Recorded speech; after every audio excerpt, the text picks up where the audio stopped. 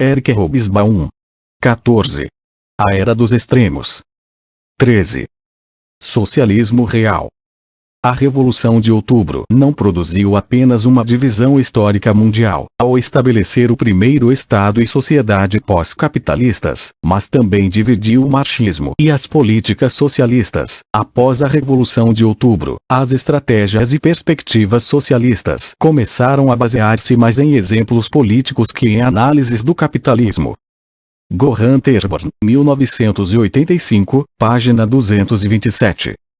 Os economistas hoje entendem muito melhor que antes o modo real versus formal de funcionamento da economia.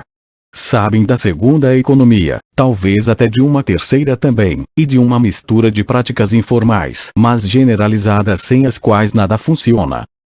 Moshe Levin, Inkerblau, 1983, página 22. 1.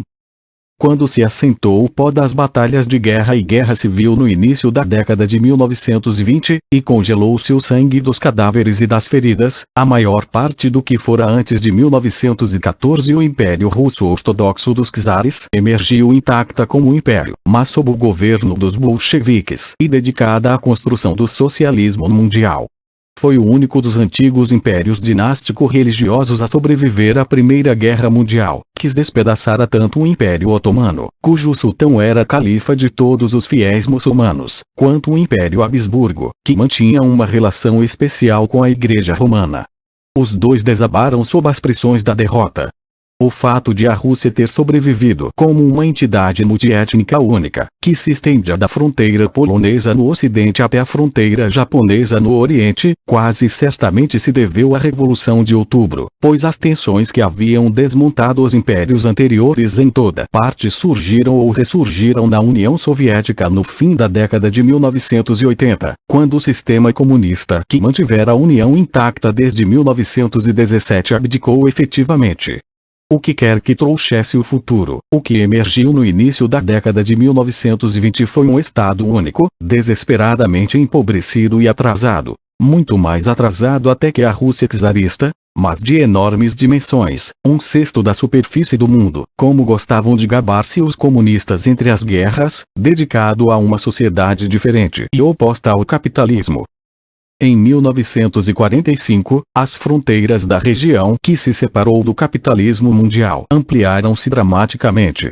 Na Europa, incluíam agora toda a área leste de uma linha que ia, grosso modo, do rio Elbe na Alemanha até o Mar Adriático e toda a Península Balcânica, com exceção da Grécia e da pequena parte da Turquia que restava no continente. Polônia, Tchecoslováquia, Hungria, Iugoslávia, Romênia, Bulgária e Albânia passavam agora para a zona socialista, assim como a parte da Alemanha ocupada pelo Exército Vermelho após a guerra e transformada em uma república democrática alemã em 1954.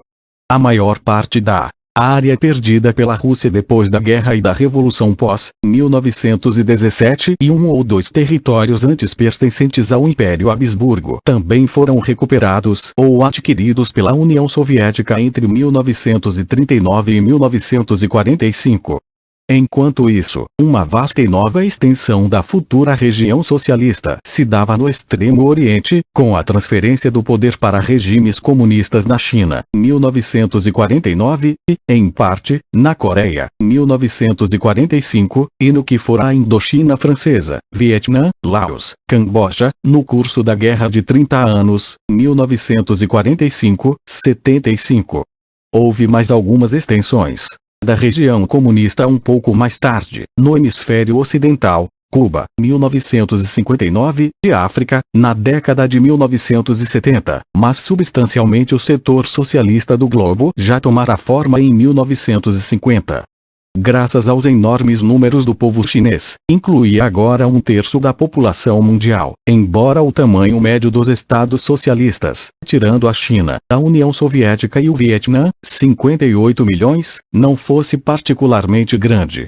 Suas populações iam de 1,8 milhão na Mongólia a 36 milhões na Polônia.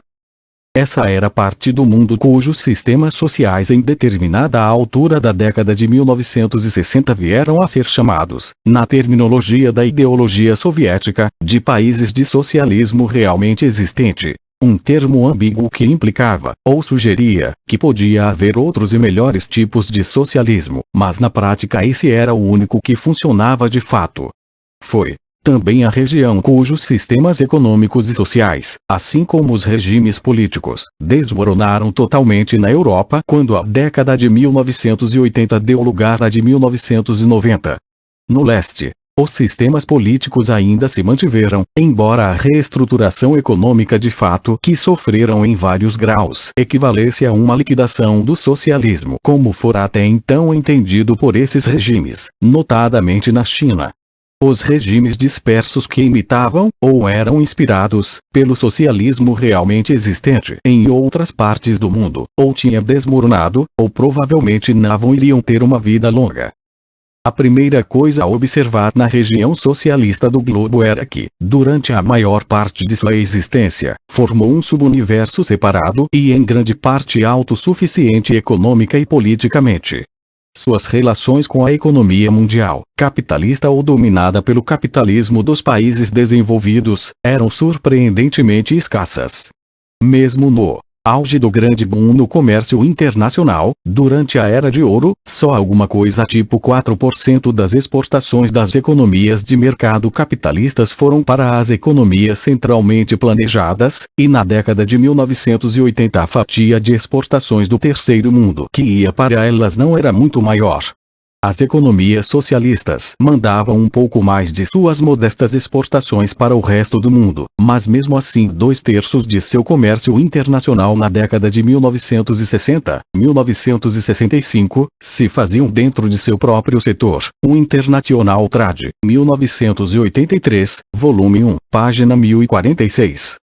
Havia, por motivos óbvios, pouco movimento de pessoas do primeiro para o segundo mundos, embora alguns estados do leste europeu começassem a estimular o turismo em massa a partir da década de 1960. A imigração para os países não socialistas, bem como a viagem temporária, eram estritamente controladas, e às vezes praticamente impossíveis. Os sistemas políticos do mundo socialista, essencialmente modelados no sistema soviético, não tinham equivalente real em outras partes. Baseavam-se num partido único, fortemente hierárquico e autoritário, que monopolizava o poder do Estado. Na verdade, às vezes praticamente substituía o Estado, operando uma economia centralmente planejada e, pelo menos em teoria, impondo uma única ideologia marxista-leninista compulsória aos habitantes do país. A segregação ou autossegregação do campo socialista, como a terminologia soviética passou a chamá-lo em fins da década de 1940, foi desmoronando aos poucos nas décadas de 1970 e 1980. Apesar disso, o mero grau de ignorância e incompreensão mútuas que persistia entre os dois mundos era bastante extraordinário, sobretudo quando se tem em mente que esse foi um período em que tanto a viagem quanto a comunicação de informação foram absolutamente revolucionadas. Durante longos períodos, muito pouca informação sobre esses países pôde sair, e muito pouca sobre outras partes do mundo pôde entrar. Em troca, mesmo cidadãos não especializados mas educados e sofisticados do primeiro mundo muitas vezes descobriam que não conseguiam entender o que viam ou ouviam em países cujo passado e presente eram tão diferentes dos seus, e cujas línguas muitas vezes estavam além do seu alcance. O motivo fundamental para a separação dos dois campos era sem dúvida político. Como vimos, após a Revolução de Outubro a Rússia Soviética via o capitalismo mundial como inimigo a ser derrubado pela Revolução Mundial assim que possível. Essa revolução não se deu, e a Rússia Soviética foi isolada, cercada por um mundo capitalista, do qual a maioria de poderosos governos queria impedir o estabelecimento desse centro de subversão global e, mais tarde, eliminá-lo assim que possível. O simples fato de a União Soviética não conquistar reconhecimento diplomático oficial de sua existência pelos Estados Unidos até 1933 demonstra seu estado prescrito inicial. Além disso, mesmo quando sempre realista Lenin estava disposto, e até mesmo ansioso, para fazer as concessões de mais longo alcance aos investidores estrangeiros, em troca de sua ajuda ao desenvolvimento econômico russo, na prática não encontrou quem quisesse. Assim, a jovem União Soviética foi necessariamente lançada no curso de desenvolvimento autossuficiente, em virtual isolamento do resto da economia mundial. Paradoxalmente, isso logo lhe ofereceria seu mais poderoso argumento ideológico. Ela pareceu imune à gigantesca depressão econômica que devastou a economia capitalista após o crash de Wall Street em 1929. A política mais uma vez ajudou a isolar a economia soviética na década de 1930 e, de modo ainda mais impressionante, na expandida esfera soviética após 1945. A Guerra Fria congelou as relações econômicas e políticas entre os dois lados. Para fins práticos, todas as relações econômicas entre eles, além das mais triviais, ou inconfessáveis, tinham de passar pelos controles de Estado impostos por ambos. O comércio entre os blocos era uma função de suas relações políticas. Só nas décadas de 1970 e 1980 houve sinais de que o universo econômico separado do campo socialista estava sendo integrado na economia mundial mais ampla. Em retrospecto, podemos ver que esse foi o começo do fim do socialismo realmente existente. Contudo, não há motivo teórico por que a economia soviética, tal como emergiu da Revolução e Guerra Civil, não pudesse ter evoluído num relacionamento muito mais estreito com o resto da economia mundial. Economias centralmente planejadas e do tipo ocidental podem ter laços estreitos, como demonstra o caso da Finlândia, que a certa altura, 1983, recebia 1/4 de suas importações da União Soviética e mandava para lá uma proporção semelhante de suas exportações. Contudo, o campo socialista que interessa ao historiador é o que de fato emergiu, não o que poderia ter sido. O fato central da União Soviética era o de que seus novos governantes, o Partido Bolchevique, jamais haviam esperado sobreviver em isolamento, quanto mais tornasse um núcleo de uma economia autossuficiente, socialismo num só país. Nenhuma das condições que Marx ou qualquer um de seus seguidores tinham até então considerado essenciais para o estabelecimento de uma economia socialista estava presente nessa enorme massa de território que era praticamente um sinônimo de atraso econômico e social na Europa. Os fundadores do marxismo supunham que a função da Revolução Russa só podia ser a de provocar a explosão revolucionária nos países industriais mais avançados, onde estavam presentes as condições para a construção do socialismo. Como vimos, isso era exatamente o que parecia acontecer em 1917-8, e parecia justificar a controvertidíssima decisão de Lenin, pelo menos entre os marxistas, de dirigir o curso dos bolcheviques russos para o poder e os socialismos soviéticos. Na visão de Lenin, Moscou seria apenas o quartel-general temporário do socialismo, até que a ideologia pudesse mudar-se para sua capital permanente em Berlim. Não foi por acaso que a língua oficial da Internacional Comunista, criada como o Estado-Maior da Revolução Mundial em 1919, era, e continuou sendo, não o russo, mas o alemão. Quando ficou claro que a Rússia ia ser por algum tempo, que certamente não seria curto, o único país onde a revolução proletária triunfara, a política lógica, na verdade a única convincente para os bolcheviques, era transformar sua economia e sua sociedade atrasadas em avançadas o mais breve possível.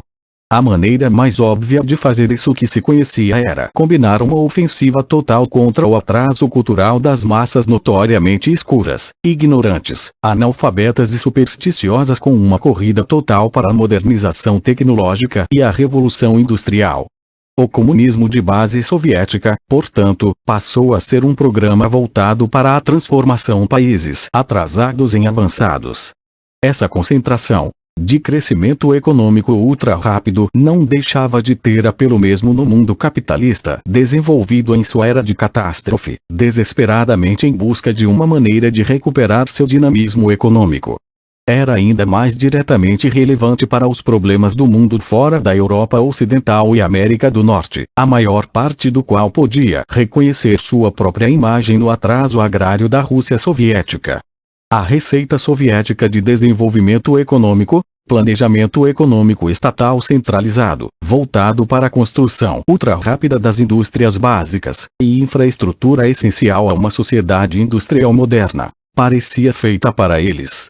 Moscou não era apenas um modelo mais atraente que Detroit ou Manchester porque enfrentava o imperialismo. Ao mesmo tempo, parecia um modelo mais adequado, sobretudo para países sem capital privado nem um grande corpo de indústria privada com fins lucrativos. O socialismo, nesse sentido, inspirou vários dos países recém-independentes após a Segunda Guerra Mundial cujos governos rejeitavam o sistema econômico comunista. Ver capítulo 12. Como os países que se juntavam a esse sistema eram também atrasados e agrários, com exceção da Tchecoslováquia, da futura República Democrática Alemã e, em menor medida, da Hungria, a receita econômica soviética também parecia servir-lhes, e seus novos governantes lançaram-se à tarefa de construção econômica com genuíno entusiasmo. Além disso, a receita parecia eficaz. Entre as guerras, e sobretudo durante a década de 1930, a taxa de crescimento da economia soviética andou mais depressa que a de todos os outros países, com exceção do Japão, e nos primeiros 15 anos após a Segunda Guerra Mundial as economias do campo socialista cresceram consideravelmente mais rápido que as do Ocidente, tanto que líderes soviéticos como Nikita Khrushchev acreditavam sinceramente que, continuando na mesma taxa a curva ascendente de seu crescimento, o socialismo iria produzir mais que o capitalismo dentro de um futuro previsível, como também acreditava o premier britânico Harold Macmillan. Mais de um observador econômico na década de 1950 se perguntava se isso não poderia acontecer. Muito curiosamente, nenhuma discussão de planejamento, que iria ser o critério central do socialismo, nem de rápida industrialização, com prioridade para as indústrias pesadas, se encontrava nos textos de Marx e Engels, embora o planejamento esteja implícito numa economia socializada. Mas os socialistas de antes de 1917, marxistas ou não, andavam demasiado ocupados se opondo ao capitalismo para dar muita atenção à natureza da economia que o substituiria, e após outubro o próprio Lenin, metendo, como ele mesmo disse, um pé nas águas profundas do socialismo, não fez nenhuma tentativa de mergulhar no desconhecido. Foi a crise da Guerra Civil que levou as coisas ao ponto crítico. Levou à nacionalização de todas as indústrias em meados de 1918, e ao comunismo de guerra, por meio do qual um Estado bolchevique em guerra organizou sua luta de vida ou morte contra a contra-revolução e a intervenção estrangeira e tentou levantar os recursos para ela.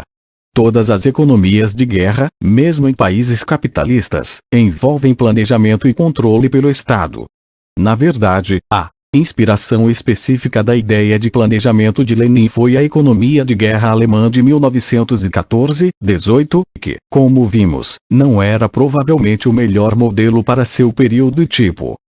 As economias de guerra comunistas tendiam naturalmente, por questões de princípio, a substituir propriedade e administração privadas por públicas e a dispensar o mercado e um mecanismo de preços, sobretudo quando nenhum desses era de muita utilidade para improvisar um esforço de guerra nacional de uma hora para outra, e havia de fato comunistas idealistas, como Nikolai Bukharin, que viam a guerra civil como a oportunidade de estabelecer as principais estruturas de uma utopia comunista, e a sombria economia de crise, a escassez permanente e universal e a alocação não monetária de necessidades básicas racionadas ao povo em espécie, pão, roupas, passagens de ônibus, como uma espartana mostra prévia de ideal social.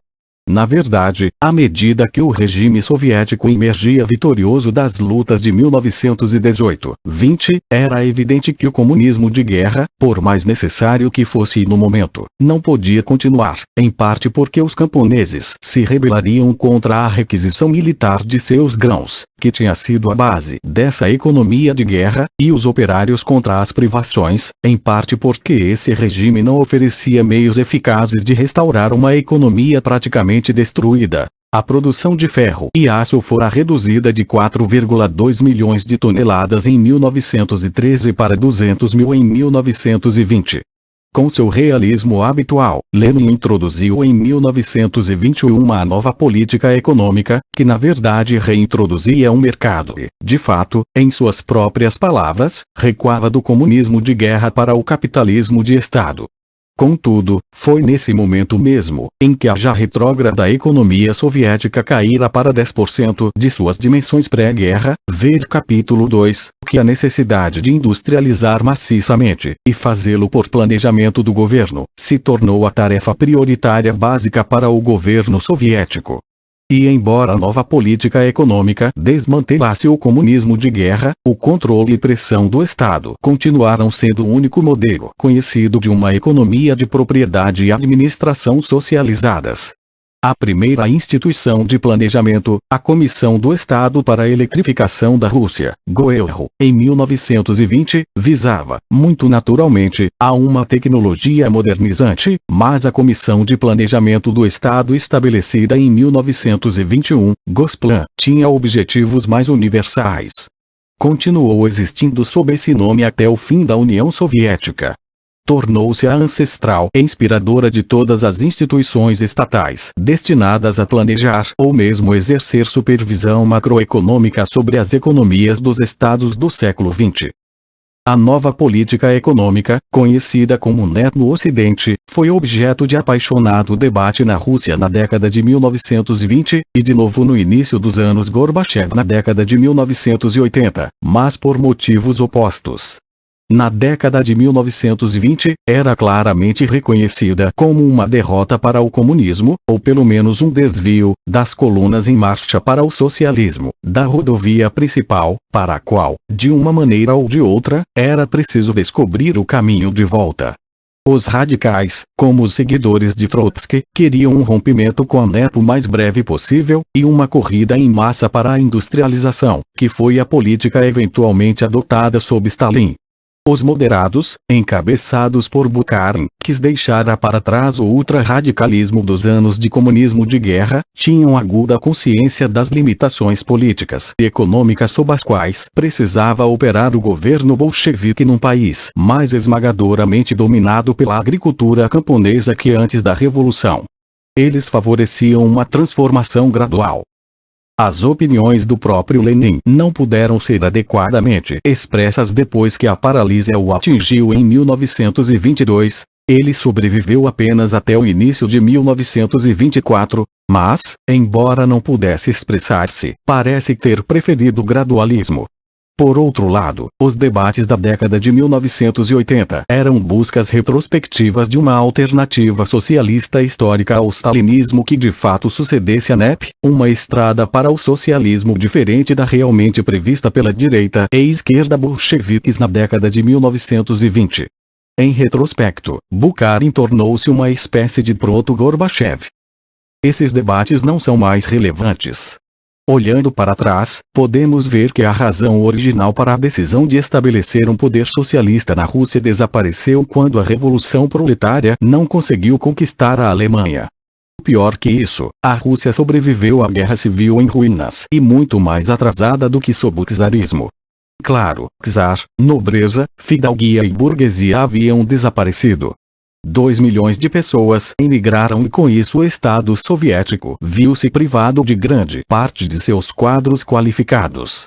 Mas o mesmo acontecera com o desenvolvimento industrial da era czarista e com a maioria dos operários industriais que formavam a base social e política do Partido Bolchevique. Revolução e guerra civil os haviam matado ou dispersado, ou transferido das fábricas para os escritórios do Estado e do partido.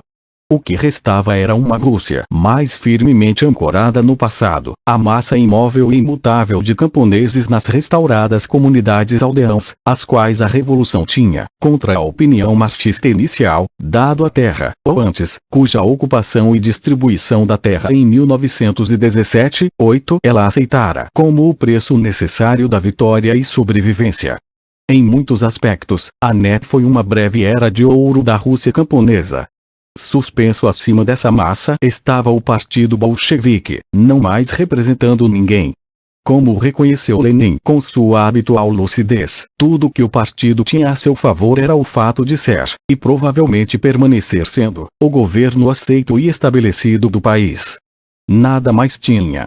Mesmo assim, o que de fato governava o país era um mato rasteiro de pequenos e grandes burocratas, em média ainda menos escolarizados e qualificados que antes.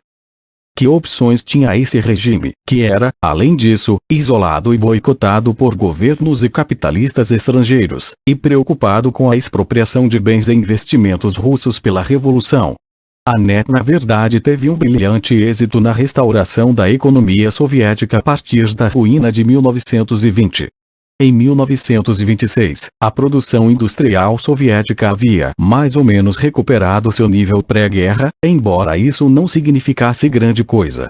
A União Soviética continuava tão esmagadoramente rural quanto em 1913, 82% da população nos dois casos Bergson e Levine, 1983, página 100. 1969, e na verdade só 7,5% estavam empregados fora da agricultura. O que essa massa de camponeses queria vender às cidades? O que queria comprar delas? Quanto de sua renda desejava poupar? E quantos dos muitos milhões que preferiam alimentar-se nas aldeias em vez de enfrentar a pobreza na cidade queriam deixar as fazendas? Isso determinou o futuro econômico da Rússia, pois, tirando o imposto de renda do Estado, o país não tinha outra fonte disponível de investimento e mão de obra. Deixando de lado todas as considerações políticas, uma continuação da NEP, modificada ou não, iria na melhor das hipóteses produzir uma modesta taxa de industrialização. Além disso, enquanto não houvesse muito mais desenvolvimento industrial, pouco havia que os camponeses pudessem comprar na cidade para tentá-los a vender seus excedentes, em vez de comê-los e bebê-los nas aldeias. Isso, que ficou conhecido como a crise da tesoura, iria ser o laço que acabou estrangulando a NEP. 60 anos depois, uma tesoura semelhante, mas proletária, solapava a perestroika de Gorbachev. Porque, argumentavam os trabalhadores soviéticos, iriam eles elevar sua produtividade para ganhar salários mais altos se a economia não produzisse os bens de consumo a comprar com esses salários maiores? Mas como iriam ser produzidos esses bens se os trabalhadores soviéticos não aumentassem sua produtividade? Portanto, jamais foi provável que a NEP, isto é, crescimento econômico equilibrado, baseado numa economia de mercado camponesa orientada pelo Estado, que controlava seus picos, se mostrasse uma estratégia duradoura. Para um regime comprometido com o socialismo, os argumentos políticos contra ela eram de qualquer modo esmagadores. Não iria ela pôr as pequenas forças comprometidas com essa nova sociedade à mercê de uma mesquinha produção de bens e um mesquinho empreendimento que regenerariam o capitalismo recém-derrubado. E no entanto, o que fez o partido bolchevique hesitar foi o custo em perspectiva da alternativa. Significava industrialização à força. Uma segunda revolução, mas desta vez não vinda de baixo, e sim imposta de cima pelo poder do Estado. Stalin, que presidiu a resultante Era de Ferro da União Soviética, era um autocrata de ferocidade, crueldade e falta de escrúpulos excepcionais, alguns poderiam dizer únicas. Poucos homens manipularam o terror em escala mais universal. Não há dúvida de que sob um outro líder do partido bolchevique os sofrimentos dos povos da União Soviética teriam sido minimizados, e o número de vítimas, menor. Apesar disso, qualquer política de rápida modernização na União Soviética, nas circunstâncias da época, tinha de ser implacável e, porque imposta contra o grosso do povo e impondo-lhe sérios sacrifícios, em certa medida coercitiva. E a economia de comando centralizado que realizou essa corrida com seus planos estava, de maneira igualmente inevitável, mais perto de uma operação militar que de um empreendimento econômico. Por outro lado, como os empreendimentos militares com verdadeira legitimidade moral popular, a vertiginosa industrialização dos primeiros planos quinquenais, 1929-41, gerou apoio exatamente pelo sangue, esforço, lágrimas e suor impostos ao povo. Como sabia Churchill, o próprio sacrifício pode motivar.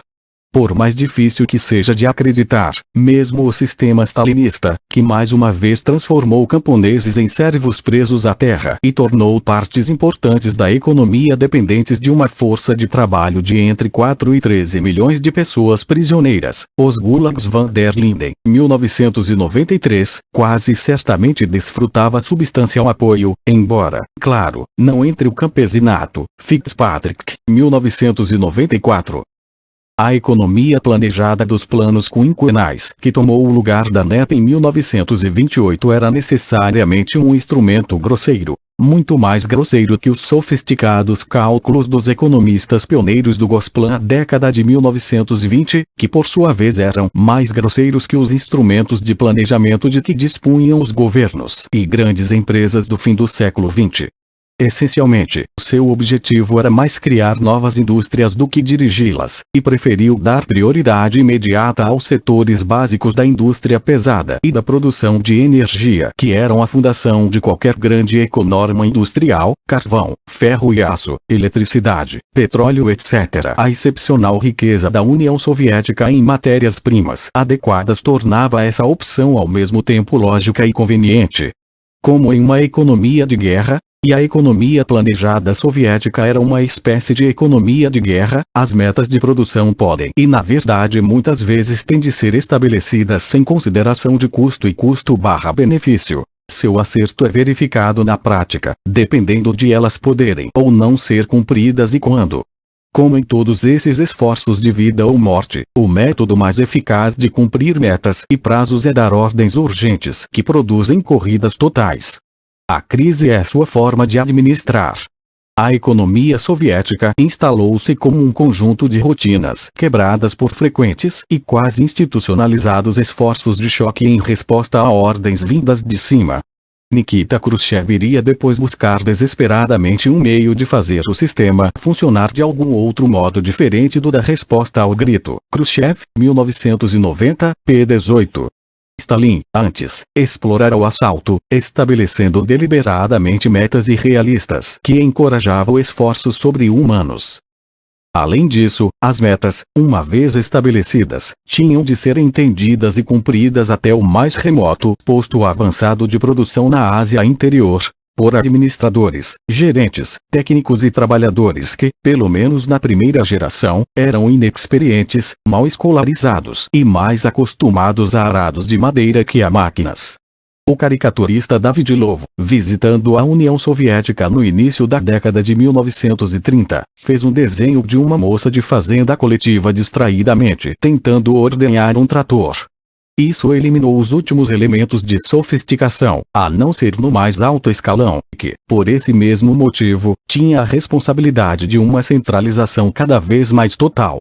Como Napoleão e seu chefe de Estado-Maior tiveram outrora de compensar as deficiências técnicas de seus marechais, essencialmente oficiais combatentes não formados, promovidos das fileiras, também todas as decisões eram cada vez mais concentradas no ápice do sistema soviético. A supercentralização do Gosplan compensava a escassez de administradores. A desvantagem desse procedimento foi uma enorme burocratização do aparato econômico e também de outras partes do sistema. Enquanto a economia permaneceu no nível da semi-subsistência e teve apenas de estabelecer a fundação da indústria moderna, esse sistema, tosco e improvisado, desenvolvido sobretudo na década de 1930, funcionou. Até desenvolveu sua própria flexibilidade, de uma forma igualmente tosca. O estabelecimento de uma grande quantidade de metas não necessariamente atrapalhava de imediato o estabelecimento de outras, como aconteceria no sofisticado labirinto de uma economia moderna. Na verdade, para um país atrasado e primitivo, isolado de ajuda estrangeira, a industrialização sob ordem, com todos os seus desperdícios e ineficiências, funcionou de modo impressionante. Transformou a União Soviética numa grande economia industrial em poucos anos, e capaz, como não fora a Rússia czarista, de sobreviver e ganhar a guerra contra a Alemanha, apesar da temporária perda de áreas, contendo um terço da população e, em muitas indústrias, metade do parque industrial. Deve-se acrescentar que em poucos outros regimes poderia ou quereria o povo suportar os sacrifícios sem paralelos desse esforço de guerra. Vermivard, 1979, páginas 92, 97, nem, na verdade, os da década de 1930. Contudo, se o sistema manteve o consumo da população lá embaixo, em 1940 a economia produziu apenas pouco mais de um par de calçados por cada habitante da União Soviética, assegurou-lhe esse mínimo social. Deu-lhe trabalho, comida, roupa e habitação a preços controlados, ou seja, subsidiados, aluguéis, pensões, assistência médica e uma certa igualdade, até que o sistema de recompensas com privilégios especiais para a nomenclatura se descontrolou após a morte de Stalin. Muito mais generosamente, deu educação. A transformação de um país em grande parte analfabeto na moderna União Soviética foi, por quaisquer padrões, um feito impressionante. E para milhões de habitantes das aldeias para os quais, mesmo nos tempos mais difíceis, o desenvolvimento soviético significou a abertura de novos horizontes, a fuga das trevas e da ignorância para a cidade, a luz e o progresso, sem falar em avanço pessoal e carreiras, a defesa da nova sociedade era inteiramente convincente. De qualquer modo, não conheciam nenhuma outra. Contudo, essa história de sucesso não incluiu a agricultura e aqueles que dela viviam, pois a industrialização se apoiava nas costas do campesinato explorado. Muito pouco se pode dizer em favor da política camponesa e agrícola, a não ser que os camponeses não foram os únicos a carregar o fardo da acumulação primitiva socialista, expressão de um seguidor de Trotsky que a favorecia, como se tem dito. Os trabalhadores também arcaram com parte do fardo de geração de recursos para investir no futuro. Os camponeses, a maioria da população, eram não apenas legal e politicamente inferiores em status, pelo menos até a inteiramente inoperante Constituição de 1936. Não apenas eram mais taxados e recebiam menos seguridade, como a política agrícola básica que substituiu a NEP, ou seja, coletivização compulsória em fazendas cooperativas ou estatais, foi e continuou sendo desastrosa. Seu efeito imediato foi baixar a produção de grãos e quase reduzir à metade o gado, com isso produzindo uma grande fome em 1932-3. A coletivização levou a uma queda na já baixa produtividade da agricultura russa, que só reconquistou o nível da NEP em 1940, ou, descontando os outros desastres da Segunda Guerra Mundial, 1950, Tuma, 1965, P-102. As mecanizações maciças que tentaram compensar essa queda foram também, e continuaram sendo, maciçamente ineficazes. Após um promissor período pós-guerra em que a agricultura soviética chegou a produzir um modesto excedente de grãos para exportação, embora a União Soviética jamais tenha sequer dado a impressão de tornar-se um grande exportador como fora a Rússia czarista, a agricultura soviética deixou de poder alimentar a população. Do início da década de 1970 em diante, dependeu, às vezes até em um quarto de suas necessidades, do mercado mundial de grãos. Não fosse um leve relaxamento do sistema coletivo, que permitiu aos camponeses produzir para o mercado em pequenos lotes privados de terra, cobriam 4% da área cultivada em 1938, e o consumidor soviético teria comido pouco mais que pão preto. Em suma, a União Soviética trocou uma agricultura camponesa ineficiente por uma agricultura coletiva ineficiente, a um custo imenso. Como tantas vezes acontece, isso refletia mais a condição social e política da Rússia soviética que a natureza inerente do projeto bolchevique. A cooperação e coletivização, combinadas em graus variados com o cultivo privado, ou mesmo, como no caso dos kibbutzim israelenses, mais comunistas que qualquer coisa na Rússia, podem ser bem-sucedidas, enquanto a pura agricultura camponesa tem muitas vezes funcionado melhor para extrair subsídios de governos do que lucros do solo. Contudo, na União Soviética não há dúvida de que toda a política agrária foi um fracasso. E um fracasso demasiadas vezes copiado, pelo menos inicialmente, por regimes socialistas posteriores. O outro aspecto de desenvolvimento soviético em defesa do qual pouco se pode dizer foi a enorme e exagerada burocratização que um governo de comando centralizado engendrou, e que nem Stalin pôde enfrentar. Na verdade, já se sugeriu a sério que o grande terror de fins da década de 1930 foi o método desesperado de Stalin superar o labirinto burocrático e sua habilidade em esquivar-se da maioria dos controles e ordens do governo Levin, 1991, p. 17, ou pelo menos de impedi-lo de assumir como uma ossificada classe governante, como acabaria acontecendo sob Brezhnev.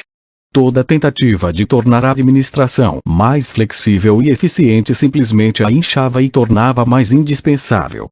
Nos últimos anos da década de 1930, ela cresceu a uma taxa 2,5 vezes maior que a de empregos em geral. Ao aproximar-se a guerra, havia mais de um administrador para cada 2 operários. Levin, 1991. Sob Stalin, a camada superior desses quadros principais era, como se disse, de escravos com um poder único, sempre à beira da catástrofe. Seu poder e privilégio eram encobertos por um constante memento mori. Depois de Stalin, ou melhor, depois que o último dos grandes chefões, Nikita Khrushchev, foi afastado, em 1964, nada havia no sistema para impedir a estagnação. A terceira desvantagem do sistema, e aquela que acabou por afundá-lo, era sua inflexibilidade. Estava engrenado para o crescimento constante na produção de bens cujo caráter e qualidade haviam sido predeterminados, mas não continha qualquer mecanismo interno para variar quantidade, a não ser para cima, e qualidade, nem para inovar. De fato, não sabia o que fazer com as invenções, e não as usava na economia civil, distinta do complexo industrial militar. Quanto aos consumidores, não eram servidos nem por um mercado, que teria indicado suas preferências, nem por qualquer tendência a seu favor dentro do sistema econômico ou, como veremos, do político. Ao contrário, a tendência original do sistema para o crescimento máximo de bens de capital era reproduzida pela máquina de planejamento.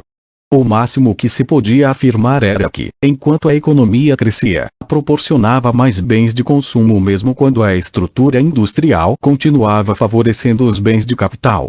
Mesmo assim, o sistema de distribuição era tão ruim e, acima de tudo, o sistema de organização de serviços, tão inexistente que o crescente padrão de vida na União Soviética, e a melhoria da década de 1940 a de 1970 foi deveras impressionante. Só podia funcionar eficientemente com a ajuda ou através de uma segunda ou negra economia, que cresceu rapidamente, sobretudo a partir do fim da década de 1960.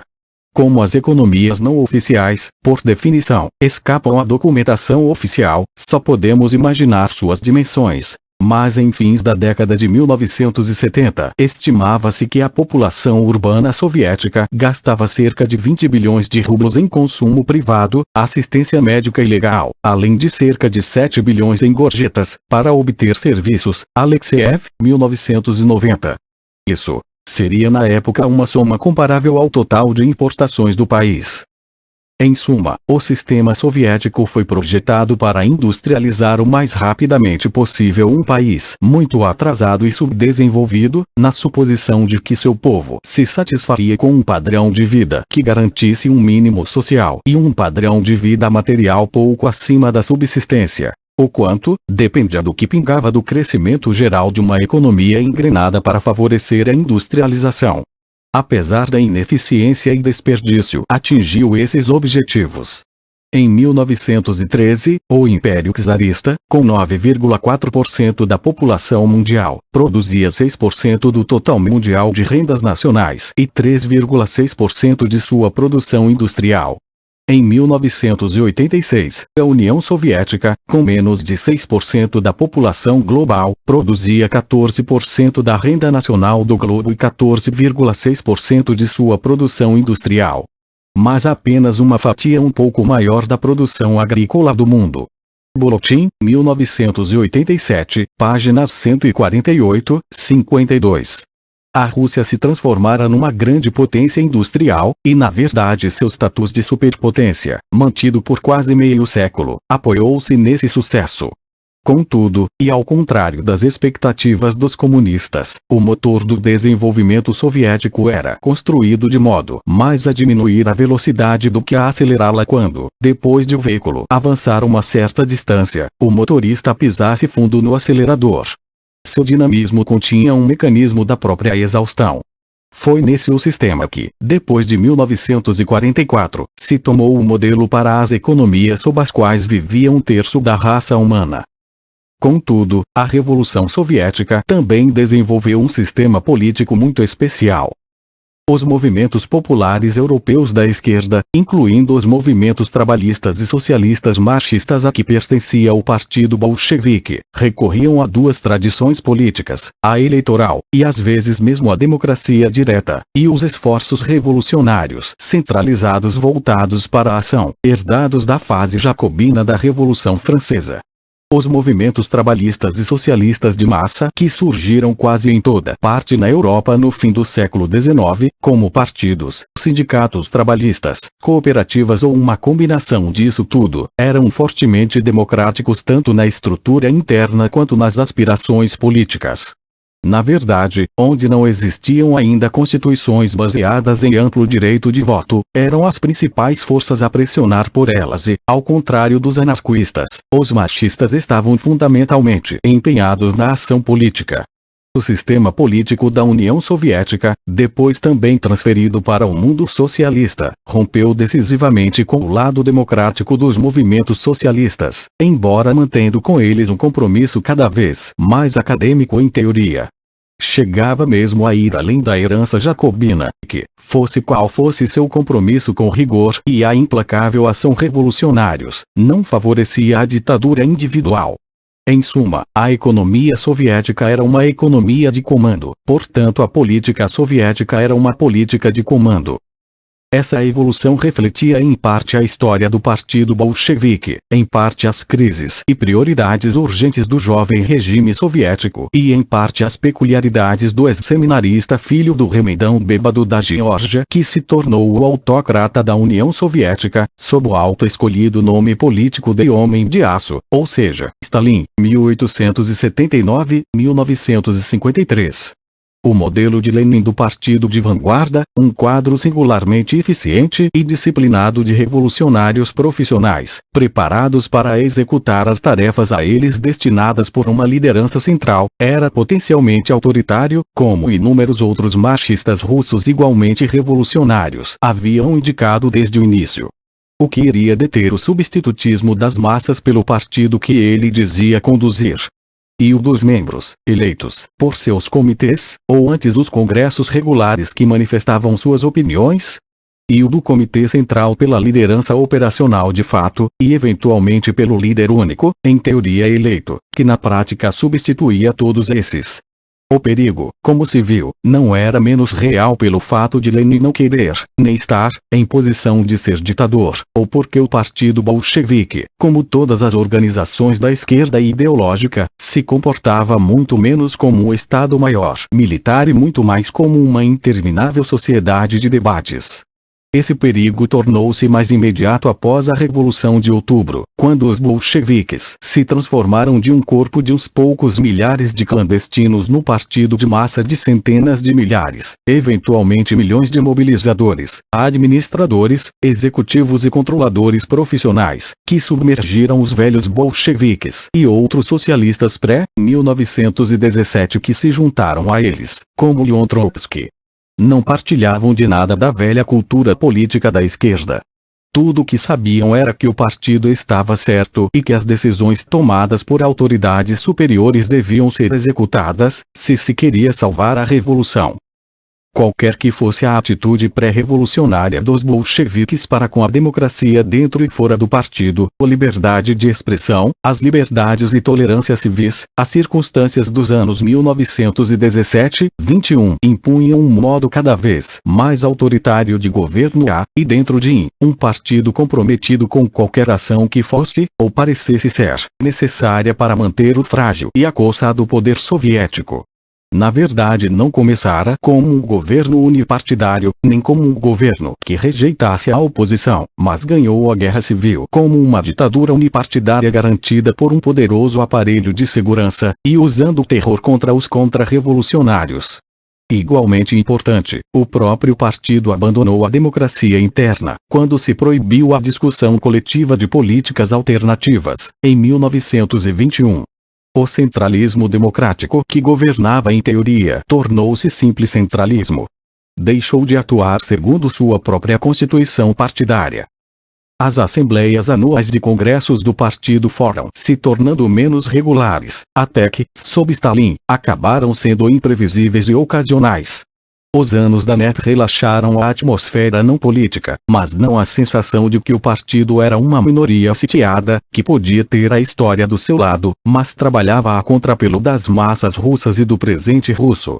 A decisão de lançar a Revolução Industrial de cima automaticamente comprometeu o sistema com a imposição de autoridade, talvez mais implacavelmente que nos anos de guerra civil, porque sua maquinaria para exercer o poder continuamente era agora muito maior.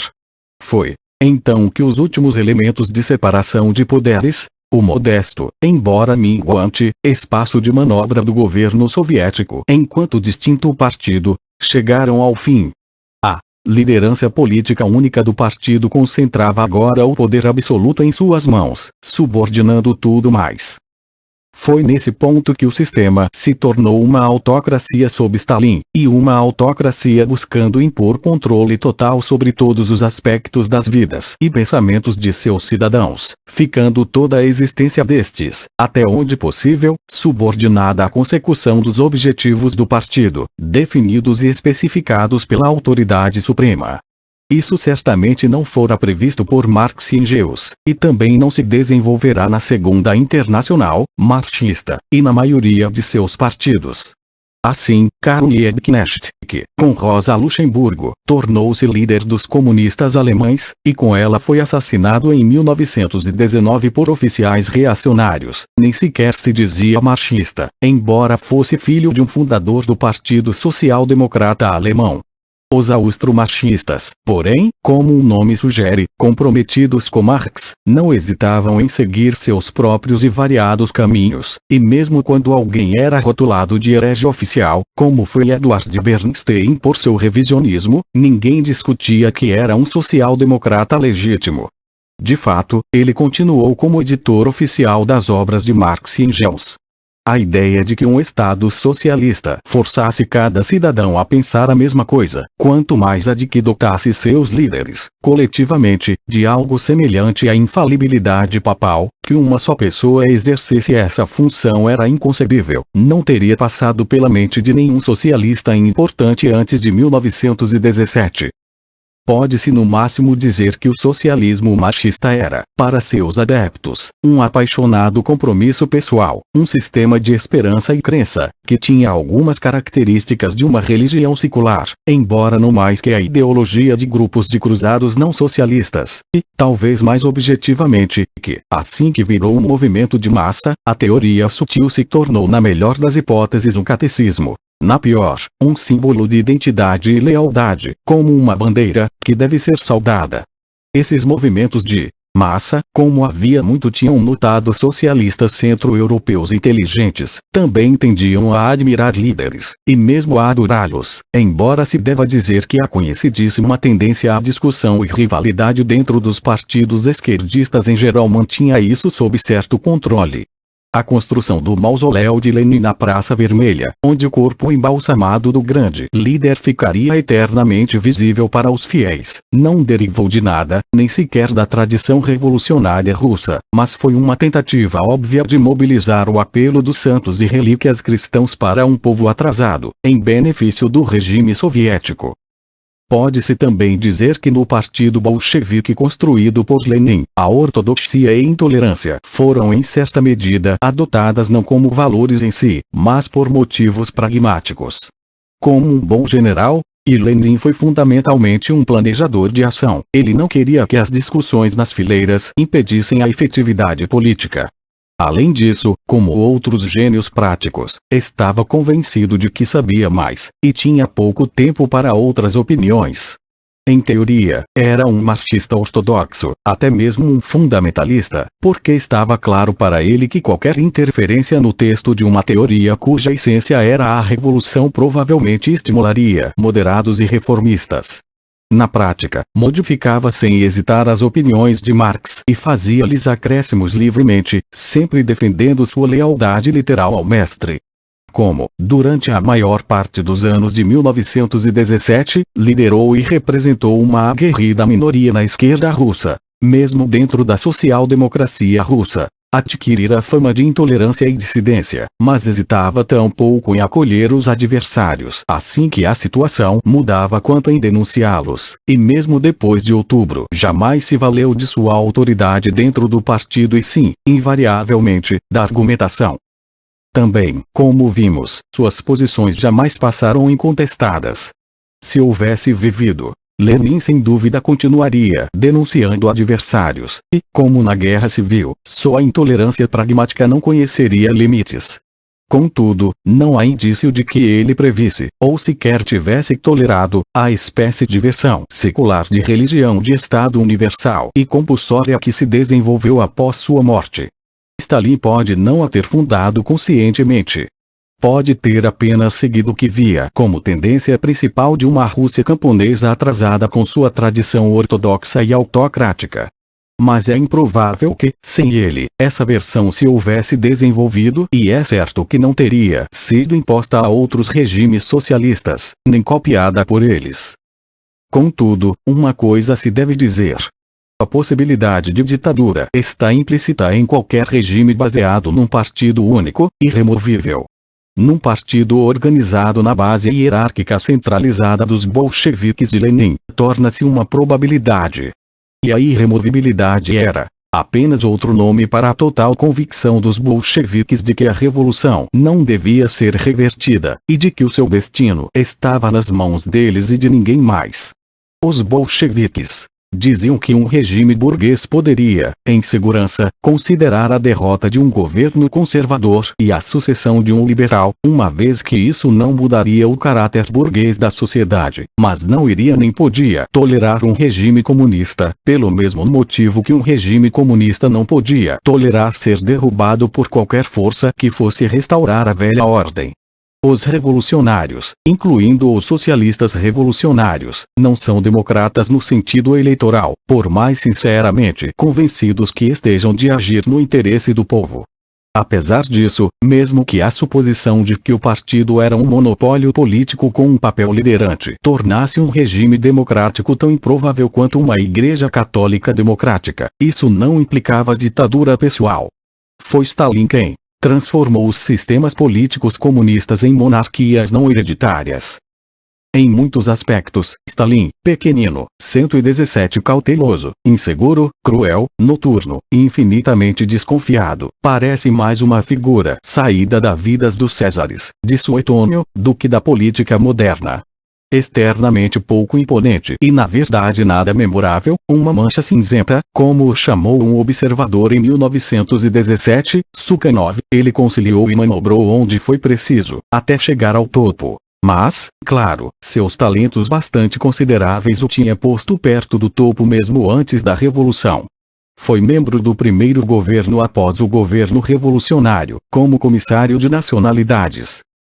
Quando finalmente se tornou o líder inconteste do partido na verdade, do Estado, faltou-lhe o senso de destino pessoal, o carisma e a autoconfiança que fizeram de Hitler o fundador e senhor aceito de seu partido e mantiveram sua entourage leal a ele sem coerção.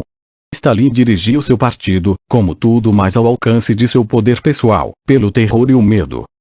Ao transformar-se em algo semelhante a um czar secular, defensor da fé ortodoxa secular, cujo corpo do fundador, transformado em santo secular, esperava os peregrinos diante do Kremlin, Stalin demonstrou um seguro senso de relações públicas. Para um grupo de povos camponeses e pastores vivendo no equivalente ao século XI ocidental, essa era quase uma certamente a maneira mais eficaz de estabelecer a legitimidade do novo regime, do mesmo modo como os catecismos simples, brutos e dogmáticos a que ele reduziu o marxismo-leninismo eram ideais para apresentar ideias à primeira geração de alfabetizados. Tampouco pôde o seu terror ser visto simplesmente como a afirmação do poder pessoal de um tirano. Não há dúvida de que ele gostava do poder, do medo que inspirava, da capacidade de conceder vida ou morte, do mesmo modo como não há dúvida de que era inteiramente indiferente às recompensas materiais que alguém em sua posição podia terça-feira. Contudo, quaisquer que fossem seus caprichos pessoais, o terror de Stalin era, em teoria, uma tática tão racionalmente instrumental quanto sua cautela, onde não tinha controle. As duas coisas, na verdade, se baseavam no princípio de evitar riscos, que por sua vez refletia a mesma falta de confiança em sua capacidade de avaliar situações, fazer uma análise marxista, no jargão comunista, que distinguira Lenin. Sua aterrorizante carreira não faz sentido algum a não ser como uma busca obstinada, ininterrupta daquela meta utópica de uma sociedade comunista a cuja reafirmação ele dedicou a última de suas publicações, poucos meses antes de morrer, Stalin, 1952. O poder na União Soviética era tudo que os bolcheviques haviam ganho com a Revolução de Outubro. O poder era o único instrumento que eles podiam brandir para mudar a sociedade. E esse poder era assediado por dificuldades constantes, e constantemente renovadas.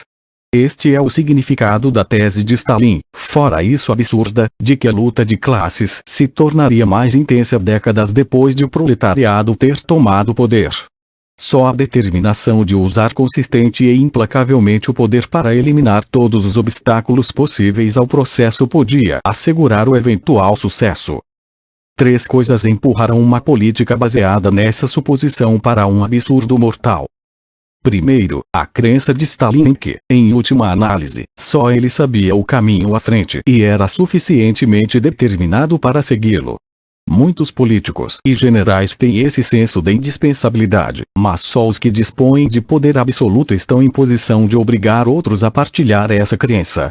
Assim, os grandes expurgos da década de 1930 que, ao contrário de formas anteriores de terror, foram dirigidos contra o próprio partido e sobretudo sua liderança, começaram que muitos bolcheviques curtidos, incluindo os que o tinham apoiado contra as várias oposições da década de 1920 e genuinamente defendido o grande salto avante da coletivização e plano quinquenal, concluíram que as implacáveis crueldades da época e os sacrifícios impostos eram maiores do que estavam dispostos a aceitar. Sem dúvida, muitos deles lembravam a recusa de Lenin a apoiar Stalin como seu sucessor por causa de sua excessiva brutalidade. O 17º Congresso do PCUS, bolchevique, revelou uma substancial oposição a ele. Se de fato constituía uma ameaça a seu poder, jamais saberemos, pois, entre 1934 e 1939, 4 ou 5 milhões de membros e funcionários do partido foram presos por motivos políticos, 400 ou 500, executados sem julgamento. E o próximo, 18º, Congresso do Partido, que se reuniu na primavera de 1939, continha uns míseros 37 sobreviventes dos 1827 delegados que tinham estado presentes no 17º em 1934, Kirblau, 1983, p. 245. O que deu a esse terror uma desumanidade sem precedentes foi o fato de que não reconhecia limites convencionais nem de qualquer tipo. Não era tanto a crença em que um grande fim justifica todos os meios necessários para alcançá-lo, embora seja possível que essa fosse a crença de Mao Tse-tung, ou mesmo em que os sacrifícios impostos à presente geração, por maiores que sejam, em nada são comparáveis aos benefícios que serão colhidos por intermináveis gerações do futuro. Era a aplicação do princípio de guerra total a todos os tempos. O leninismo, talvez por causa da poderosa tensão de voluntarismo que fazia outros bolcheviques desconfiarem de Lenin como blanquista ou jacobino, pensava essencialmente em termos militares, como indicaria a admiração dele por Clausewitz, mesmo que todo o vocabulário da política bolchevique não atestasse isso. Quem a quem? Ou tudo ou nada era a máxima básica de Lenin. A luta como um jogo de soma zero em que o vencedor ganhava tudo e o perdedor perdia tudo. Como sabemos, mesmo os estados liberais travaram as duas guerras nesse espírito, e não reconheciam absolutamente nenhum limite ao sofrimento que estavam dispostos a impor à população do inimigo, e, na Primeira Guerra Mundial, mesmo as suas próprias forças armadas. Na verdade, mesmo a vitimação de blocos inteiros de pessoas, definidas numa base a priori, tornou-se parte da guerra. Como internamente durante a Segunda Guerra Mundial de todos os cidadãos de origem japonesa ou de todos os alemães e austríacos residentes na Grã-Bretanha, com base em que podiam conter alguns agentes potenciais do inimigo. Isso fazia parte daquela recaída do progresso civil do século XIX num renascimento do barbarismo, que perpassa como um fio negro todo este livro. Felizmente, em estados constitucionais e de preferência democráticos, sob o governo da lei e como uma imprensa livre, há algumas forças contrabalançantes. Em sistemas de poder absoluto não há nenhuma, embora possam acabar desenvolvendo-se convenções de limitação do poder, quando mais não seja por sobrevivência, e porque o uso do poder total pode trazer a própria derrota. A paranoia é seu produto final lógico. Após a morte de Stalin, um entendimento tácito entre seus sucessores decidiu por fim à Era de Sangue, embora, até a Era Gorbachev, coubesse aos dissidentes no interior e aos estudiosos no exterior avaliar o custo humano total das décadas de Stalin. Daí em diante os políticos soviéticos morriam em suas camas, e às vezes em idade avançada. Embora os gulags se esvaziassem em fins da década de 1950, a União Soviética continuou sendo uma sociedade que tratava mal seus cidadãos, pelos padrões ocidentais, mas deixou de ser uma sociedade que os prendia e matava em escala maciça única. Na verdade, na década de 1980, tinha uma proporção nitidamente menor de seus habitantes na cadeia do que os Estados Unidos, 268 prisioneiros por 100 mil habitantes, contra 426 por 100 mil nos Estados Unidos. Walker, 1991, p. 11.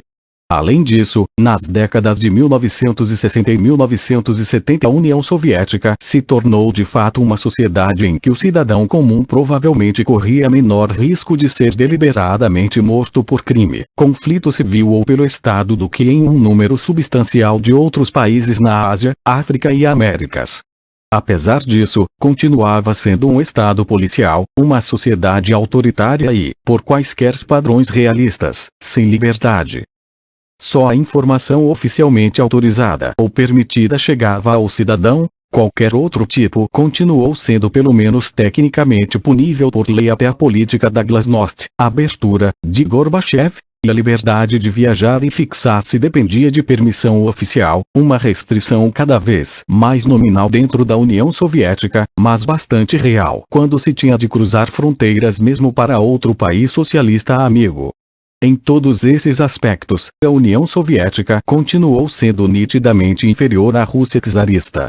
Além disso, embora para a maioria dos fins cotidianos o governo da lei funcionasse, os poderes de prisão ou exílio interno administrativos, isto é, arbitrários, continuaram.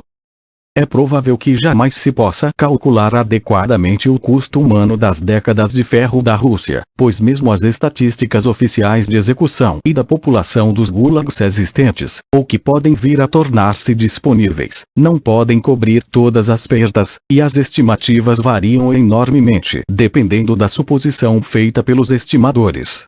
Por um sinistro paradoxo, já se disse, estamos mais bem informados sobre as perdas do gado soviético nessa época do que sobre o número de adversários do regime que foram exterminados. Kirsley, 1983, p. 26. Só a supressão do censo de 1937 já introduz obstáculos quase insuperáveis. Mesmo assim, quaisquer que iam as suposições que se façam, o número de vítimas diretas e indiretas deve medir-se mais na casa dos 8 algarismos do que na dos 7. Nessas circunstâncias, não importa muito se optamos por uma estimativa conservadora mais próxima de 10 do que de 20 milhões, ou de um número maior, nada pode ser outra coisa que não vergonhoso e além de qualquer paliativo, quanto mais justificado. Acrescento, sem comentário, que a população total da União Soviética em 1937 era tida como de 164 milhões, ou 16,7 milhões menos que as previsões demográficas do segundo plano quinquenal, 1933-38. Apesar de brutal e ditatorial, o sistema soviético não era totalitário, um termo que se tornou popular entre os críticos do comunismo após a Segunda Guerra Mundial, tendo sido inventado na década de 1920 pelo fascismo italiano para descrever seu próprio projeto. Até então fora usado quase exclusivamente para criticá-lo e ao nacionalsocialismo alemão. Representava um sistema centralizado abarcando tudo, que não apenas impunha total controle físico sobre sua população como, por meio do monopólio da propaganda e da educação, conseguia de fato fazer com que o povo internalizasse seus valores. O romance 1984, de George Orwell, publicado em 1948, deu a essa imagem ocidental da sociedade totalitária sua mais poderosa forma, uma sociedade de massa de cérebro lavado, sob o olhar vigilante do grande irmão, do qual só o ocasional indivíduo solitário discordava. Isso é sem dúvida o que Stalin teria querido alcançar, embora houvesse indignado Lenin e outros velhos bolcheviques, para não falar de Marx. Na medida em que visava a virtual deificação do líder, o que foi depois timidamente eufemizado como culto da personalidade, ou pelo menos a estabelecê-lo como um compêndio de virtudes, teve algum êxito, que Orwell satirizou. Paradoxalmente, isso pouco se deveu ao poder absoluto de Stalin. Os militantes comunistas fora dos países socialistas que choraram lágrimas autênticas quando souberam de sua morte, em 1953, e muitos o fizeram, eram convertidos voluntários ao movimento que, acreditavam, ele simbolizara e inspirara. Ao contrário de muitos estrangeiros, todos os russos sabiam bastante bem quanto sofrimento lhes coubera, e ainda cabia. Contudo, em certo sentido pelo simples fato de ser um governante forte e legítimo das terras russas e delas um modernizador, ele representava alguma coisa deles próprios, mais recentemente como seu líder numa guerra que fora, para os grandes russos pelo menos, uma verdadeira luta nacional. Contudo, em todos os outros aspectos, o sistema não era totalitário, um ato que lança considerável dúvida sobre a utilidade do termo. Não exerce efetivo controle da mente, e muito menos conseguia a conversão do pensamento, mas na verdade despolitizou a população num grau espantoso. As doutrinas oficiais do marxismo-leninismo deixaram a maioria da população praticamente intocada, pois não tinham relevância visível para ela, a menos para quem estivesse interessado numa carreira em que se esperava tal conhecimento esotérico. Após 40 anos de educação no país dedicado ao marxismo, perguntou-se a passantes na Praça Marx em Budapeste quem era Karl Marx. Resposta: foi um filósofo soviético. Engels era amigo dele. Bem, que mais posso dizer? Morreu velho. Outra voz: claro, um político. Ele era, como é mesmo o nome, Lenin, as obras de Lenin. Bem, ele as traduziu para o húngaro. Gartoach, 1990, p. 261. Para a maior parte dos cidadãos soviéticos, a maioria das declarações públicas sobre ideologia e política vindas do alto provavelmente não era absorvida de forma alguma, a menos que tivesse relação direta com problemas do cotidiano, o que raramente tinha. Só os intelectuais eram obrigados a levá-las a sério numa sociedade construída sobre e em torno de uma ideologia que se dizia racional e científica. Contudo, paradoxalmente, o fato mesmo de tais sistemas precisarem de intelectuais, e concederem aos que não discordavam publicamente deles substanciais privilégios e vantagens, criava um espaço social fora do controle do Estado. Só um terror tão implacável quanto o de Stalin poderia silenciar completamente o intelecto não oficial.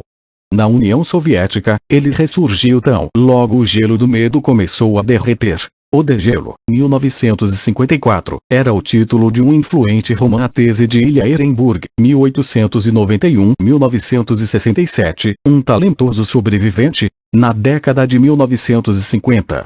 Nas décadas de 1960 e 1970, a discordância, tanto sob a forma de reformistas comunistas incertamente tolerados quanto de total dissidência intelectual, política e cultural, dominou o cenário soviético, embora oficialmente o país continuasse monolítico, o termo favorito dos bolcheviques.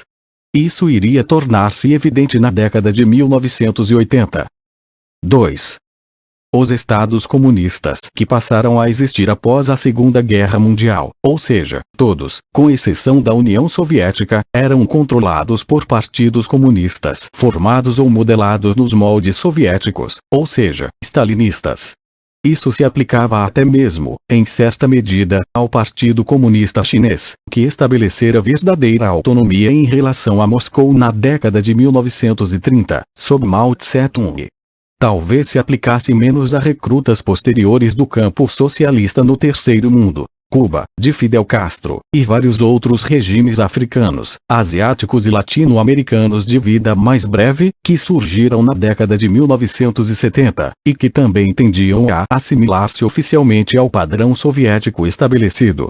Em todos eles, encontramos sistemas políticos unipartidários com estruturas de autoridade altamente centralizadas. Verdade cultural e intelectual oficialmente promulgada, determinada pela autoridade política. Economias centrais planejadas pelo Estado. E, até mesmo, relíquia mais óbvia da herança stalinista, líderes supremos de forte perfil.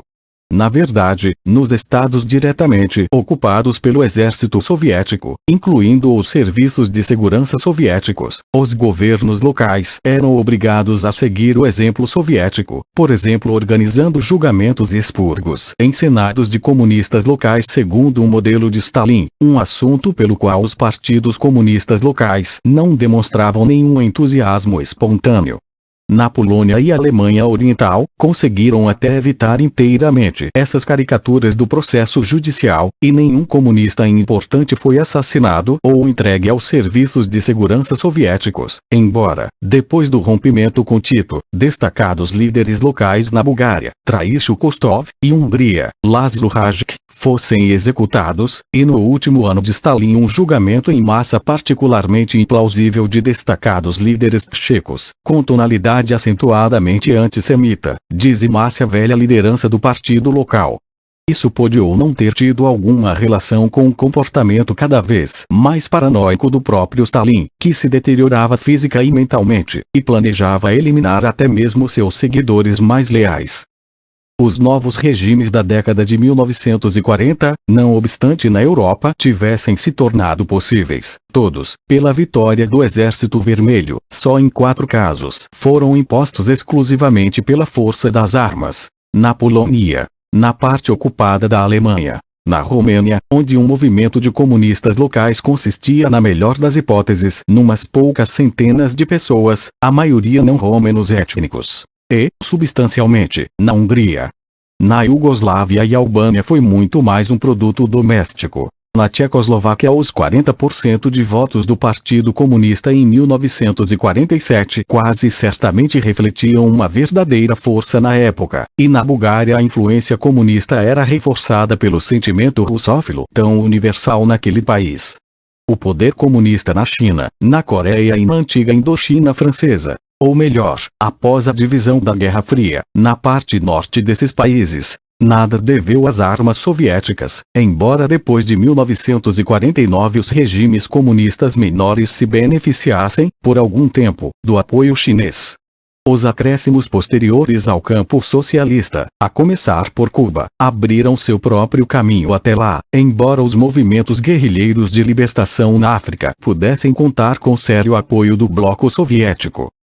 Contudo, mesmo nos estados onde o poder comunista foi imposto apenas pelo Exército Vermelho, o novo regime inicialmente gozou de temporária legitimidade, por algum tempo, de algum apoio genuíno.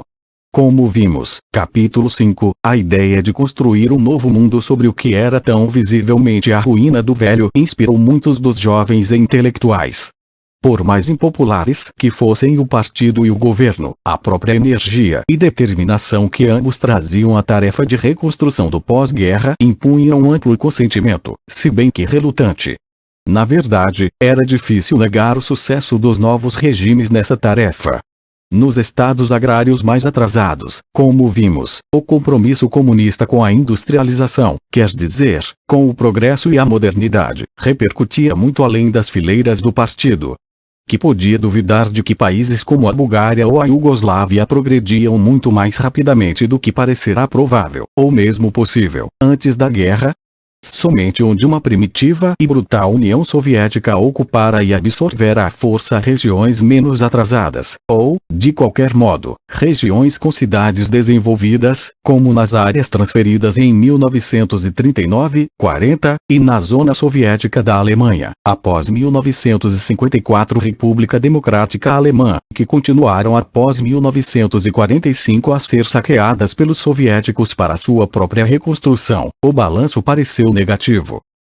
Politicamente, os estados comunistas, autóctones ou impostos, começaram formando um único bloco sob a liderança da União Soviética, que, com base na solidariedade anti-ocidental, era apoiada mesmo pelo regime comunista que assumiu o pleno controle da China em 1949, embora a influência de Moscou sobre o Partido Comunista Chinês fosse tênue desde que Mao Tse-tung se tornara seu líder inconteste na década de 1930. Mao seguiu seu próprio caminho em meio a profissões de lealdade à União Soviética. Stalin, realista, teve o cuidado de não forçar suas relações com o gigantesco partido irmão oriental efetivamente independente. Quando, no fim da década de 1950, Nikita Khrushchev as forçou, o resultado foi um acerbo rompimento, em que a China contestou a liderança soviética do movimento comunista internacional, embora sem muito êxito.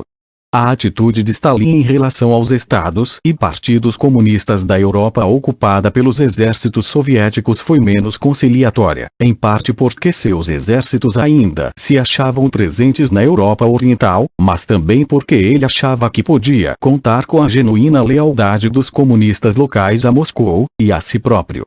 Quase certamente se surpreendeu em 1948, quando a liderança comunista iugoslava, leal a ponto de Belgrado ser transformada, apenas poucos meses antes, em quartel-general da reconstituída Internacional Comunista da Guerra Fria, o Departamento de Informação Comunista, o Cominform, levou sua resistência às diretrizes de Moscou ao ponto do franco rompimento, e quando o apelo de Moscou à lealdade dos bons comunistas por cima de Tito não encontrou quase nenhuma reação séria na Iugoslávia. Caracteristicamente, a reação de Stalin foi ampliar os expurgos e julgamentos encenados nas lideranças comunistas restantes. Apesar disso, a secessão da Iugoslávia não afetou o resto do movimento comunista. O desmoronamento político do bloco soviético começou com a morte de Stalin, em 1953, mas sobretudo com os ataques oficiais à era stalinista em geral e, mais cautelosamente, ao próprio Stalin, no 20º Congresso do PCUS, em 1956. Embora visando uma plateia soviética muitíssimo restrita, os comunistas estrangeiros foram excluídos do discurso secreto de Khrushchev. Jogo se espalhou a notícia de que o monolito soviético rachará. Os efeitos dentro da região da Europa dominada pelos soviéticos foi imediato. Em poucos meses, uma liderança comunista reformista na Polônia foi pacificamente aceita por Moscou, na certa com a ajuda ou o conselho dos chineses, e uma revolução estourou na Hungria. Ali, o novo governo, sob outro reformador comunista, Henry Nagy, anunciou o fim do sistema unipartidário, o que os soviéticos talvez pudessem tolerar. As opiniões entre eles estavam divididas, mas também a retirada da Hungria do Pacto de Varsóvia e sua futura neutralidade, o que eles não iriam tolerar. A revolução foi reprimida pelo exército russo em novembro de 1956. O fato de essa grande crise dentro do bloco soviético não ter sido explorada pela Aliança Ocidental, a não ser para fins de propaganda, demonstrou a estabilidade das relações Oriente-Ocidente.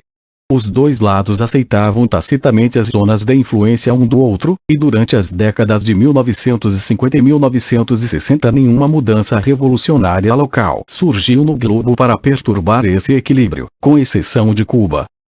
Em regimes onde a política estava tão obviamente sob controle, não se pode traçar nenhuma linha nítida entre fatos políticos e econômicos.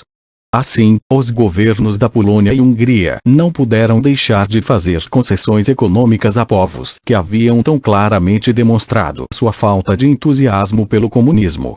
Na Polônia, a agricultura foi descoletivizada, embora isso não a tornasse notadamente mais eficiente, e, mais importante, a força política de uma classe operária, muito fortalecida pela corrida à industrialização pesada, foi daí em diante tacitamente reconhecida. Afinal, foram o movimento industrial em Poznan que iniciara os acontecimentos de 1956.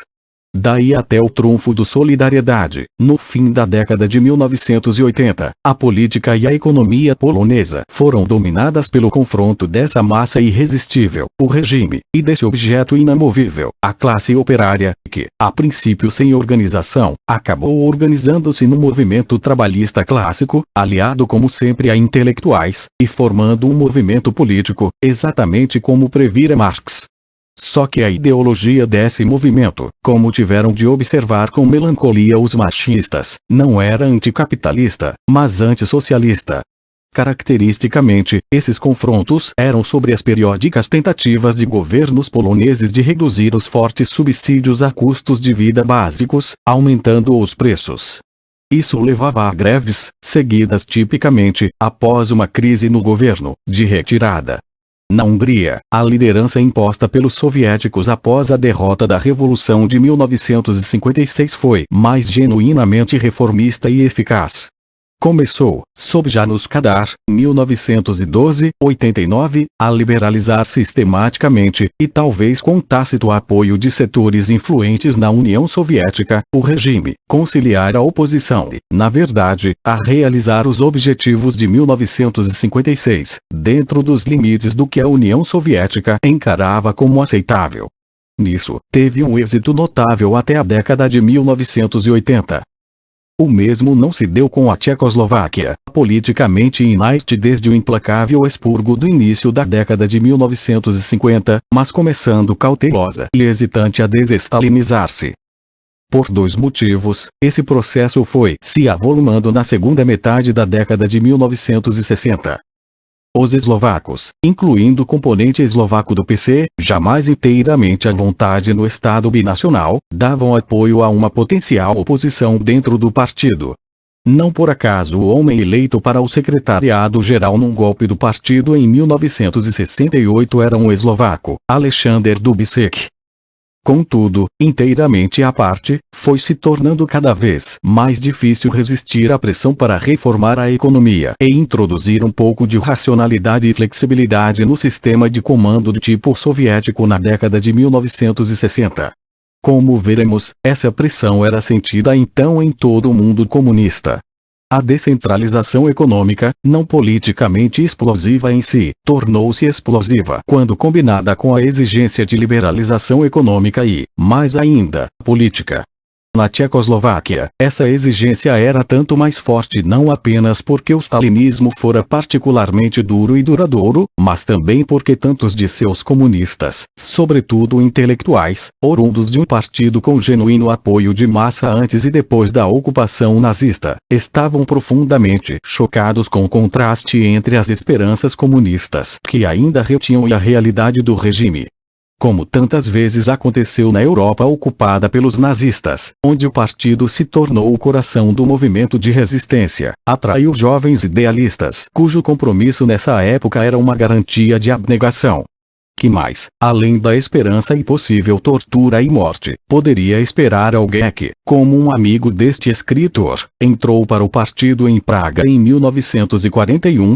Como sempre, como era de fato inevitável, em vista da estrutura dos estados comunistas, a reforma veio de cima, isto é, de dentro do partido.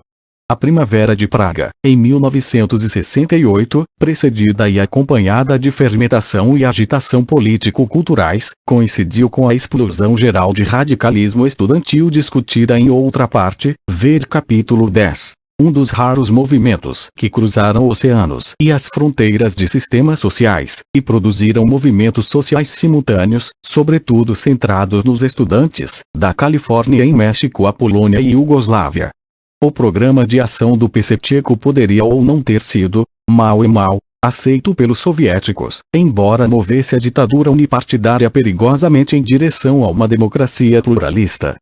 Contudo, a coesão, talvez a própria existência do bloco soviético europeu oriental, pareceram estar em causa, quando a Primavera de Praga revelou e aumentou as fendas dentro dele.